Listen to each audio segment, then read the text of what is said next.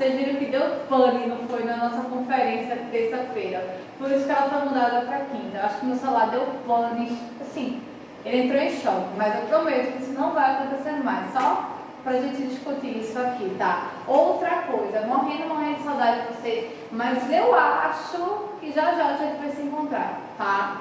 Então eu quero que vocês continuem. Daí, eu daqui, as minhas atividades, cadê?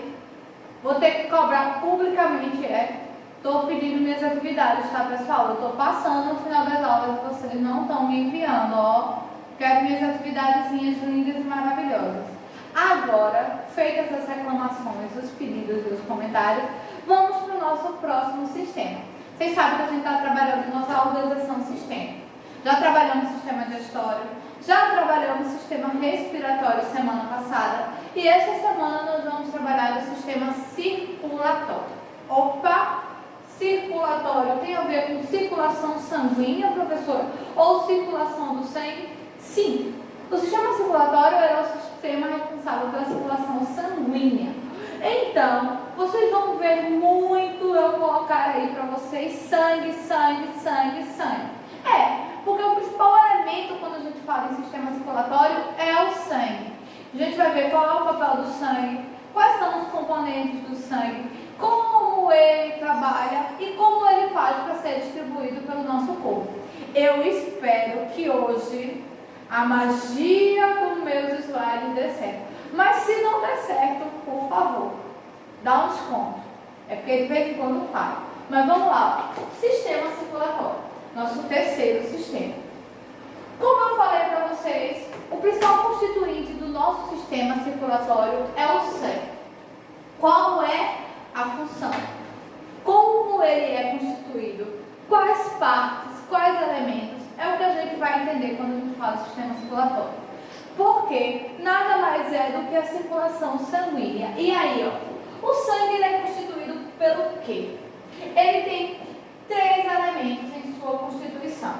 Uma fração líquida que é chamada de plasma, que é onde a gente vai encontrar os nutrientes sanguíneos, ou seja, os elementos nutritivos do sangue. E a outra que é constituída por células sanguíneas. Vê só, vamos fazer um link lá atrás. Quando eu falo em células sanguíneas, lembra de tecidos? Que a gente trabalhou tecidos conjuntivos. E dentro do tecido conjuntivo tinha um tecido sanguíneo que era responsável pela formação do sangue. Pronto. Olha aqui, ó. Quando eu falo em células sanguíneas, eu estou falando do tecido conjuntivo, que foi transformado em tecido sanguíneo e que vai dar origem às células que constituem o nosso sangue, que é dividido em 3 partes. Glóbulos vermelhos, os conhecidos glóbulos vermelhos, que são chamados de hemácias. Então, toda vez que eu falar para vocês glóbulos vermelhos, lembre-se que a gente está falando das hemácias, que é aquela coloração vermelha. O vermelho do sangue. Então, falando sobre isso, já vou abrir um parêntese, tá? Ninguém tem sangue azul, verde, rosa, amarelo, branco. A nossa cor sanguínea é única. A cor do nosso sangue é vermelho. Então, essa história de que, porque tem sangue azul nenhum, tá? Nosso sangue, ele tem como constituinte os glóbulos vermelhos, que são as hemácias que dão essa coloração vermelha ao sangue. Então, tira essa história de que a gente pode ter sangue azul, porque a gente não tem. Junto com os glóbulos vermelhos, nós temos os glóbulos brancos, que são chamados de leucócitos. E junto com as plaquetas, nós temos a constituição sanguínea, ou seja, uma parte é o plasma e a outra parte são os 3 constituintes do sangue. Glóbulos vermelhos, glóbulos brancos e as plaquetas. E este elemento chamado de sangue é o que constitui o nosso sistema sanguíneo, ou a nossa corrente sanguínea. Dando continuidade, vamos para o próximo. E aí, primeira parte do sangue, o plasma. O que é o plasma em si? Ele é um líquido de cor amarela, que é constituído 90% por água. Para, professora, a senhora está dizendo que no meu sangue tem água? Meu amor, nosso corpo inteiro ele é constituído por água. E não iria ser diferente do nosso sangue. Nosso sangue ele tem sim uma constituição de água também. Está presente no plasma, onde vamos ter 90% de de água e os outros 10% a gente vai ter proteínas, sais minerais, todos os outros nutrientes que vêm das nossas atividades celulares. Volta lá para o sistema digestório. Qual é a função do sistema digestório?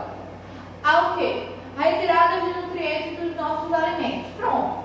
Esses nutrientes, eles vêm parar aqui, ó, no plasma. Nesses 10% aqui, ó, que a gente vai encontrar dentro do plasma, é justamente desses nutrientes que vão ser provenientes das nossas atividades celulares.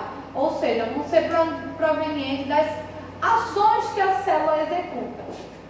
E qual é a função dele? Ele vai transportar esses nutrientes. Ou vocês pararam para pensar que a gente absorve o nutriente e ele vai ficar lá paradinho no nosso corpo? Claro que não, né, pessoal? Quando a gente absorve o nutriente no nosso processo de alimentação, o que é que vai acontecer? Esses nutrientes vão para as nossas células e através do nosso sangue é que ele vai nutrir a nossa célula. E precisamente o plasma, que vai fazer essa função, ó, de transporte. Então, toda vez que eu falar para você em plasma sanguíneo, você lembre. O plasma, ele vai transportar os nutrientes. Ele tem esse papel de transporte de nutrientes. Dando continuidade, tem outra função. Vai transportar o oxigênio para os nossos pulmões. E ele vai fazer o que a gente chama de trocas gasosas. Ou seja, além dos nutrientes que ele transporta no nosso sistema digestório, ele vai transportar o oxigênio para os pulmões. Por quê? Porque isso tudo ocorre através do sangue. O sistema sanguíneo, ele vai fazer todo esse papel. Ele vai chegar em todas as partes do nosso corpo. Por isso que ele tem essa função de transporte. Seguindo, vamos lá para os nossos glóbulos brancos. Vamos para a segunda parte constituinte do nosso sangue. E aí temos os glóbulos brancos, que são células sanguíneas maiores. Ó, a gente tinha visto aqui, ó, o plasma, foi o primeiro.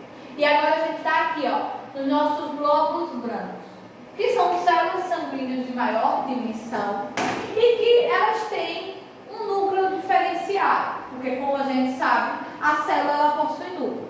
Então, já que a gente está falando de glóbulos brancos como célula, ele vai apresentar uma constituição de núcleo, uma constituição de núcleo diferente, mas vai apresentar. Eles são menos numerosos que os glóbulos vermelhos, ou seja, eles vão aparecer em menor quantidade. Você pode ver um processo de diferenciação enquanto a gente tem mais glóbulos vermelhos, nós temos uma menor quantidade de glóbulos brancos. E qual é a função? Uma coisa muito importante que a gente tem que saber, ele vai ser um agente de proteção do nosso organismo. Então, quando vem aqueles micro-organismos ou aqueles corpos estranhos a tocar nosso sangue, quem vai ser o escudo, quem vai ser a defesa, quem vai ser o exército que o nosso sangue tem, é justamente, ó, os glóbulos brancos. Por isso que quando a gente está doente, que vai fazer um exame de sangue, e aí o médico fala, tá com um número baixo de glóbulos brancos. O que é um número baixo de glóbulos brancos? O número baixo de glóbulos brancos é justamente um número baixo de agentes de defesa, porque esta é a função dos glóbulos brancos, justamente serem agentes de defesa contra micro-organismos. Dando continuidade à nossa parte constituinte, nós vamos para as plaquetas.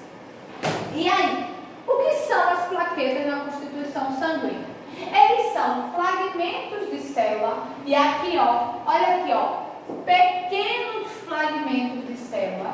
Sendo por isso, eles têm uma constituição menor, eles são mais micro ainda do que toda a constituição sanguínea. E qual é a função dela? Elas vão intervir no processo de coagulação do sangue. O que é a coagulação? Quando um vaso sanguíneo ou um condutor, ele é danificado, o sangue ele fica concentrado. E as plaquetas têm justamente a função de diluir esse sangue, fazer com que ele não fique concentrado, porque se ele ficar concentrado, ele vai acabar vindo a romper esse vaso. Como é que isso acontece? Deixa eu fazer a mágica de um piloto voar aqui, que eu estou sem o piloto, mas vai aparecer, ó, apareceu para vocês entenderem. Ó, aqui são os vasos condutores do nosso sangue. E aqui está tendo a condução sanguínea. Só que acontece uma barreira aqui, por um excesso de gordura, por exemplo. E aí o que é que vai acontecer? Esse sangue ele não vai conseguir passar normalmente. E ele vai começar a ficar assim, ó, se agrupando. E aí quando isso acontecer, esse sangue ele vai começar a coagular. Ele vai começar a acumular. E ele acumulando, ele vai causar um aumento justamente nesses vasos. E aí esse aumento faz com que essa pele ela possa vir a romper. E aí a função das plaquetas são justamente essa, fazer com que essas barreiras elas venham a ser quebradas para que o sangue possa continuar fluindo normalmente. Entenderam qual é a função das plaquetas? Dando continuidade, nós temos o que é o sistema circulatório em si. Qual é a sua função, como ele é constituído. E aí, ó, ele é constituído pelo coração, óbvio, que é onde entra e onde sai o sangue, onde a gente faz essa troca sanguínea, e por vasos sanguíneos, chamados de veias, artérias e capilares. Professora, veias, artérias e capilares, tem diferença? Tem. A diferença é o fluxo de sangue e por onde eles vão passar. Porque eles têm tamanhos diferentes, ó. São vasos grandes, vasos sanguíneos médios e vasos bem fininhos. Tão fininhos que o fluxo sanguíneo é bem pequeno. E aí você vai parar e perguntar, mas por quê? Veja só, as nossas extremidades corpóreas têm tamanhos diferentes. E aí o fato das nossas extremidades corpóreas terem tamanhos diferentes, precisavam-se de vasos sanguíneos diferenciados para que o sangue conseguisse chegar até eles. Por isso que nós temos artérias, veias e capilares, que apresentam tamanhos distintos para que o sangue possa circular por todo o nosso corpo. Acompanhe comigo que você vai entender. Ó. As artérias são responsáveis pela saída do sangue para o restante da parte do corpo. São mais espessas que as veias, ou seja, as artérias elas são vasos grandes por onde o sangue vai circular, porque ele vai sair para todo o nosso corpo. Então a quantidade de sangue tem que ser maior. Depois das artérias, nós temos as veias, que são responsáveis pela chegada do sangue ao coração. Ao contrário do que muitas pessoas pensam, a gente não só transporta sangue venoso, a gente também transporta sangue arterial. Dois tipos sanguíneos, professora, não. O mesmo tipo sanguíneo. Só que um transporta oxigênio e o outro transporta gás carbônico. Mas calma que a gente vai entender. Então, já as veias, elas são um pouco menos espessas. Então, ó, aqui nós estamos falando de artérias. São mais espessas, são maiores, para um fluxo maior de sangue. Aqui nós estamos falando de veias, para um fluxo moderado de sangue. E por fim, ó, essas bem pequenininhas, nós estamos falando dos capilares, que são vasos de menor calibre, tá vendo? Ó? São menores. A sua parede possui uma única camada de célula e ramifica-se por todo o corpo. O que os capilares vão fazer? Eles vão fazer um transporte menor de sangue, professor? Não é que eles vão vir a fazer um transporte menor de sangue, mas esse sangue ele flui em menor quantidade para regiões menos acessíveis do nosso corpo. E aí, por fim, o coração, que vai fazer o papel ó, de bombear todo esse sangue. Ou seja, encaminhar todo esse sangue para as artérias, para as veias e para os capilares. Dando continuidade, vamos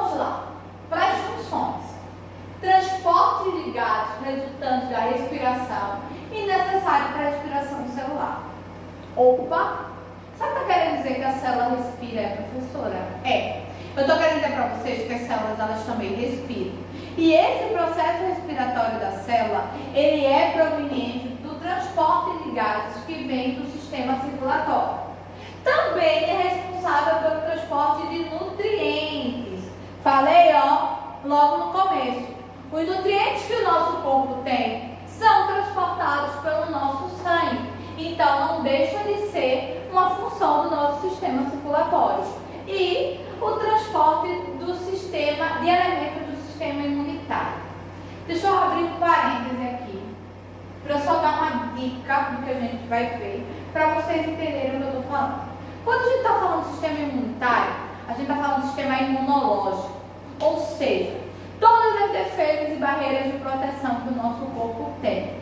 Lembra que eu falei lá atrás sobre o plasma, lá atrás sobre os glóbulos brancos, os glóbulos vermelhos?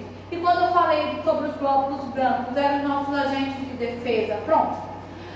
Eles transportam justamente as defesas do nosso organismo, ou seja, os elementos de defesa que o nosso organismo precisa.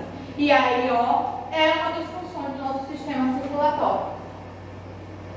Seguindo, nós temos aqui, a principal estrutura do nosso sistema circulatório, o nosso coração, que ele é formado por cavidades e que essas cavidades vão fazer o transporte sanguíneo.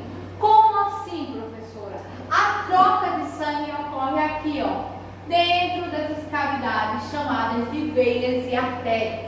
E aí, entra o sangue e sai o sangue venoso e sangue arterial. Fazem todo esse processo de troca de sangue por conta da troca de nutrientes. A gente não elimina sangue, a gente renova o sangue. E esse processo de renovação sanguínea acontece justamente nesse contexto de entrada e saída do sangue. Dando continuidade, nós vamos para como é que a função, ou como é que o coração vai agir. O coração ele é constituído por 4 cavidades, 2 artérias e 2 ventrículos, ou 2 átrios e ventrículos, que tem justamente essa função, que também pode ser chamado de auricular ou pode ser chamado de átrio. Eles recebem o sangue enquanto os ventrículos abandonam o coração. O que acontece? Os átrios recebem o sangue que sai de todo o corpo e os ventrículos liberam o sangue para todo o corpo. Sabe aquele sistema de vai e vem? Exatamente. O átrio recebe, o ventrículo libera, para justamente esse sangue ficar circulando, esse sangue ficar sendo renovado. O músculo cardíaco designa-se por miocárdio e é responsável pelos movimentos rítmicos. O que eu estou querendo dizer para vocês? Que o coração, ele realiza movimentos chamados de movimentos involuntários. O que são esses movimentos involuntários? Esses movimentos involuntários são os movimentos que ele realiza de forma contínua através de impulsos nervosos que não são liberados por você. São impulsos liberados pelo nosso próprio sistema nervoso. E aí esses movimentos involuntários são chamados de movimentos rítmicos. O coração ele vai ficar bombeando. E aí, como eu falei para vocês com relação aos movimentos rítmicos do coração. Presta atenção como é que vai ser. E aí vocês vão entender que esse movimento de pulsar faz justamente o sangue entrar e o sangue sair. E quem tem essa função são os átrios e os ventrículos. São justamente essas 4 cavidades que a gente tem no nosso coração. 2 cavidades de entrada e 2 cavidades de saída. Esse é o movimento que eu estava falando para vocês. O pulsar do coração não é um movimento realizado por nós. É um movimento chamado de movimento involuntário. E esse pulsar faz o sangue sair. E esse pulsar faz o sangue que já passou por todo o corpo entrar. O sangue sai, vai para o corpo. E aí, do corpo, ele volta para o coração. E aí, este movimento, pulsante é que a gente chama de movimento rítmico, e é esse movimento que faz com que o sangue circule por todo o nosso corpo. E aí, ó, vamos voltar. E o último ponto, entre os ventrículos esquerdo e direito, encontra-se o septo. As artérias comunicam com os ventrículos por válvulas, ou seja, essa comunicação, esse pulsar que eu mostrei para vocês, ocorre justamente por válvulas. E essas válvulas fazem um processo de troca sanguínea. Próximo, vamos mais. Temos mais elementos relacionados ao coração. Agora nós temos o miocárdio do ventrículo, que ele vai fazer justamente uma pressão maior. Vocês viram, né, aquele movimento do coração, aquele pulsar. Então, essa pressão maior para a entrada e saída do sangue vai ocorrer justamente no miocárdio. Nos inícios das artérias, vai fazer o quê? Com que o sangue circule no sentido único. As artérias elas vão dar um sentido único para a circulação sanguínea. Não vai ter um sentido contrário ou uma falta de informação em qual sentido pode circular. O sentido que vai circular, a gente sempre chama de um sentido único. E por fim, o lado direito do coração circulará apenas sangue venoso. Por que o lado direito do coração circulará apenas sangue venoso? Por quê? Porque do lado esquerdo circulará apenas sangue arterial. Dá uma olhada nessas duas cores. Essas duas cores elas não estão aí por acaso. No livro de vocês também vai ter vermelho e azul. Aí é por isso que muita gente diz, professora, tem sangue azul. Não, meus amigos. É justamente para fazer esse processo de identificação.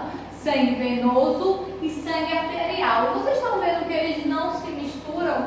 Por que eles não se misturam, professora? São sangues diferentes? Não, é porque um vai transportar oxigênio e o outro vai fazer o transporte de gás carbônico dentro do nosso corpo. Então, eles não vão se misturar porque eles são diferentes.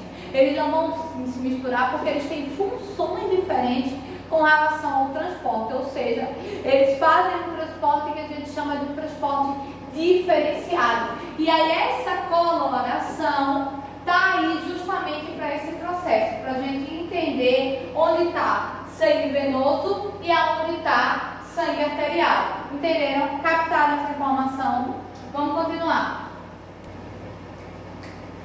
E aí, vamos lá para o próximo. E aí aqui, ó, justamente, aquele que eu mostrei para vocês vibrando, ele está aqui paradinho para vocês entenderem essa separação do que acontece com relação à circulação. E esse ponto que eu expliquei para vocês, do que o sangue, eles não se misturam. Eles não se misturam porque eles fazem transportes diferenciados. E aí esse transporte diferenciado é que gera esse processo de uma dupla circulação. Sangue venoso e sangue arterial. Vamos para o próximo. E aqui, ó, justamente, ó, o transporte. Existem dois tipos de circulação. O que a gente chama de grande circulação e o que a gente chama de pequena circulação. Como é que é isso, professora? Dentro do nosso corpo tem dois tipos de circulação. Tem a grande e a pequena. A grande circulação é que o sangue sai do coração e vai por todo o nosso corpo e volta. E a pequena circulação é o que a gente chama de pequena circulação porque o sangue sai do coração, vai para o pulmão e volta para o coração. Por isso são denominadas de grande e pequena. Ou vocês também podem encontrar com outro nome. Circulação sistêmica, que vai por todo o nosso sistema e volta para o nosso coração, ou grande circulação. E a pequena circulação você pode conhecer como pequena ou como circulação pulmonar, porque sai do coração, vai para o pulmão e do pulmão volta para o coração. E aqui, ó, justamente aqui, ó, esse movimento que o coração realiza é o que vai auxiliar no processo de circulação, seja a pequena, seja a grande circulação. Por quê? Esse pulsionar que ele está dando, que vocês estão verificando, é o que vai jogar o sangue, o que vai fazer o movimento do sangue, ir na grande e ir na pequena circulação. Não esqueçam, a grande e a pequena circulação. Olha o movimento que ele está fazendo. Está vendo aqui, ó, o sangue sendo jogado ou ele sendo encaminhado. Na grande circulação, ou que nós chamamos de circulação sistêmica, vai passar por todo o nosso corpo e vai voltar para o coração. Na pequena circulação, ou chamada de circulação pulmonar, vai vir do coração, vai para os nossos pulmões e vai voltar para o nosso coração. E são os dois tipos de circulação que a gente tem: a sistêmica e a circulação pulmonar, ou a grande e pequena circulação. E aí, para finalizar, com relação à circulação, elas vão fazer todo esse processo de trocas gasosas que eu já venho falando e eu já venho mostrando para vocês. E nesse processo de trocas gasosas entra um processo de nutrição no nosso corpo, porque são os nutrientes que vêm encaminhados através do nosso sangue. Seguindo a sistêmica, que eu falei para vocês, ó, tá aqui, ó, é justamente uma circulação que passa por todo o nosso corpo. O sangue ele vai sair do coração, vai se encaminhar por todos os nossos sistemas e vai voltar para o nosso coração. É o que a gente chama de grande circulação, não esqueça. Toda vez que eu falar de grande circulação, eu estou falando desse processo circulatório, que é o sangue saindo do coração, indo para todo o nosso corpo e voltando para o coração. E aí, ó, a gente finaliza mais um dos nossos sistemas, o sistema circulatório, que fala justamente da circulação do sangue, a importância desse processo circulatório e ainda o fato de a gente ter dois tipos de circulação, que eu acho que quase ninguém sabia.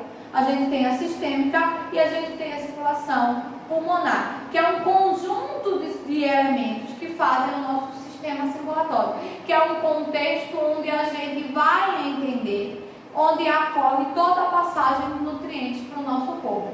Eu espero que vocês tenham anotado, eu espero que vocês tenham copiado. Se ficou alguma dúvida, ó, coloca lá nos comentários que a gente vai e tira.